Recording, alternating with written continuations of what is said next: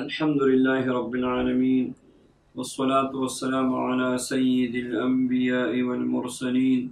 وعلى آله وأصحابه أجمعين أما بعد فأعوذ بالله من الشيطان الرجيم بسم الله الرحمن الرحيم وقال ربكم ادعوني أستجب لكم صدق الله العظيم۔ میرے عزیز محترم سامعین کرام، آج درس حدیث میں دعا کے متعلق چند اہم باتیں عرض کرنا چاہتا ہوں۔ اللہ رب العزت نے اپنے فضل و کرم سے اس بات کا وعدہ کیا ہے کہ جب میرا بندہ مجھ سے مانگے گا، دعا کرے گا، میں اس کی دعاؤں کو قبول کروں گا۔ اور قرآن پاک میں دعا کا باقاعدہ اللہ رب العزت نے حکم دیا ہے، اور بندگی اسی کو کہتے ہیں کہ ہر وقت اللہ رب العزت سے مانگا جائے، کیونکہ رب ہمارا کریم اور رحیم فرماتے ہیں وَإِذَا سَأَلَكَ عِبَادِي عَنِّي فَإِنِّي قَرِيبٌ أُجِيبُ دَعْوَةَ الدَّاعِ إِذَا دَعَانِ۔ جب میرے بندے آپ سے پوچھتے ہیں میرے بارے میں تو آپ ان کو فرما دیجیے کہ تمہارا رب تمہارے قریب ہے۔ اللہ رب العزت فرماتے ہیں اجیب دعوت الداع، میں قبول کرتا ہوں دعا مانگنے والی کی دعا جب بھی وہ دعا مجھ سے مانگے۔ تو بندگی کی شان یہی ہے کہ ہر وقت اللہ رب العزت سے دنیا آخرت کی نعمتوں کو مانگا جائے، دنیا آخرت کی شرور سے پناہ مانگی جائے۔ حدیث مبارکہ میں چند دعاؤں کے بارے میں ارشاد فرمایا گیا ہے کہ اس طرح کی دعا مت مانگو، یعنی چند چیزیں ہیں جس کے مانگنے سے منع کیا گیا ہے، یا بالفاظ دیگر ایسی دعائیں ہیں جس کے مانگنے سے منع کیا گیا ہے، کیونکہ فطرتاً انسان جلد باز ہے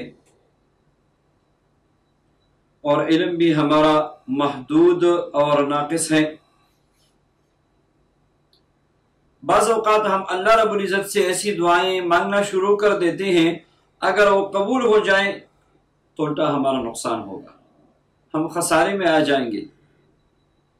اس لیے رسول اللہ صلی اللہ علیہ وسلم نے ایسی دعاؤں سے منع فرمایا ہے۔ مسلم شریف کی روایت ہے عن جابر رضی اللہ عنہ قال قال رسول اللہ صلی اللہ علیہ وسلم لا تدعوا على انفسکم ولا تدعوا على اولادکم ولا تدعوا على اموالکم۔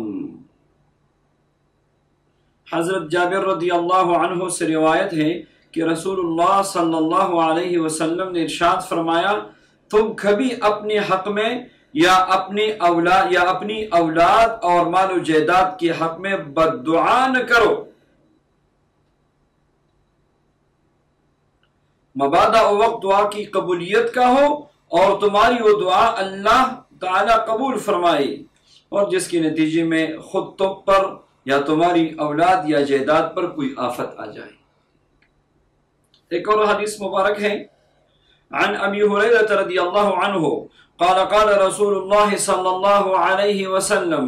لا يتمنى احدكم الموت، تم میں سے کوئی بھی موت کی تمنا نہ کرے،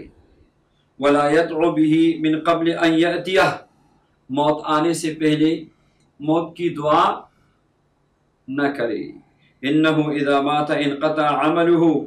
اور کیونکہ جب انسان مر جاتا ہے تو اس کا عمل نامہ بند ہو جاتا ہے، ولا يزيد المؤمن عمره الا خيرا، اور مومن کی عمر جتنا بڑھتا ہے تو یہ اس کے لیے خیر کا ذریعہ ہے، کیونکہ جتنی اس کی زندگی ہے نماز پڑھے گا،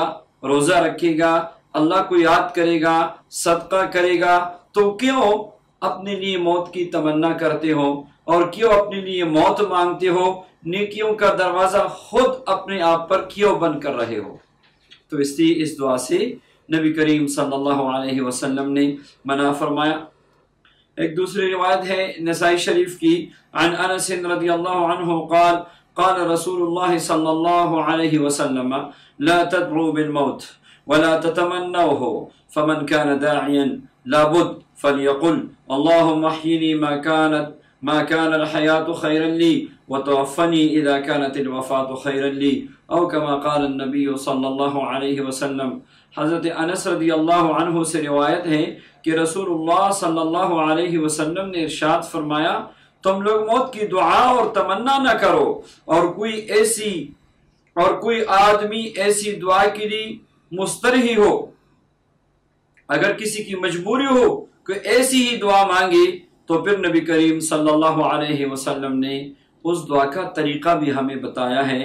وہ اس طرح کی دعا مانگے، اللہم احیینی ما کان الحیات خیرا لی، یہ اے اللہ جب تک میرے لیے زندگی بہتر ہے مجھے زندہ رکھ، وتوفنی اذا کانت الوفاة خیرا لی، اور جب میرے لیے موت بہتر ہو تو دنیا سے مجھے اٹھا لے۔ تو ان احادیث مبارکہ سے یہ بات بالکل واضح ہو گئی کہ موت کے لیے دعا اور موت کی تمنا سے منع کیا گیا ہے۔ بعض اوقات کوئی تکلیف، کوئی مصیبت، کوئی بیماری آ جاتی ہے جس کی وجہ سے بندہ تنگ ہو جاتا ہے اور وہ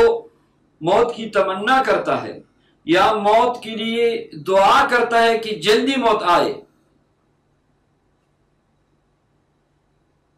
تو نبی کریم صلی اللہ علیہ وسلم نے ایسی دعاؤں سے منع فرمایا ہے۔ یا بعض اوقات خاص کر خواتین کی یہ عادت ہے کہ غصے میں آ کے اپنے لیے بد دعا کرتی ہے، اولاد کے لیے بد دعا، اولاد کو بد دعا دیتی ہے۔ تو بعض اوقات اللہ رب العزت کی طرف سے قبولیت کی ہوائیں چلتی ہیں، اور جو الفاظ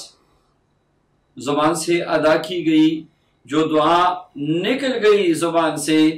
اجابت اور قبولیت کو پہنچ گئی، اور پھر آخر کار ہم ہی پھر روتے پیٹتے ہیں کہ کیوں میرے ساتھ ایسا ہوا اور کیوں میرے بچوں پہ ایسی مصیبت ٹوٹ پڑی، حالانکہ یہ ہماری ہی دعاؤں کا نتیجہ ہوتا ہے۔ اس لیے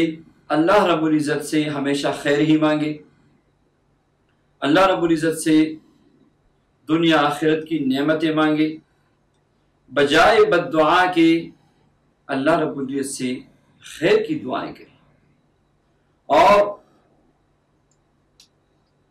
مائیں اپنی عادت بدل دے اور اپنی بچوں کو غصے میں بھی دعا ہی دے۔ حضرت عبد الرحمن السدیس، امام کعبہ اور جو رئیس ہے حرمین کی انتظامیہ کی امور کی، اور پوری دنیا میں اللہ نے اس کو عزت سے نوازا ہے، اور اللہ نے ان کی آواز میں اور تلاوت میں جو سرور اور جو تاثیر رکھی ہے ساری دنیا اس کی گواہ ہے۔ فرماتے ہیں میں جب بچہ تھا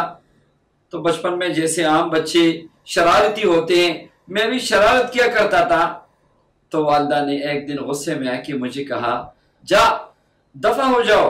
اللہ تمہیں کعبے کا امام بنائے۔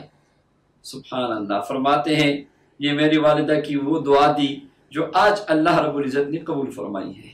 تو والدین اپنی عادتوں کو، خصوصاً مائیں اپنی عادتوں کو بدل دیں، غصے میں بھی اپنی اولاد کو خیر کی اور کامیابی کی دعائیں ہی دی۔ اللہ جل شانہ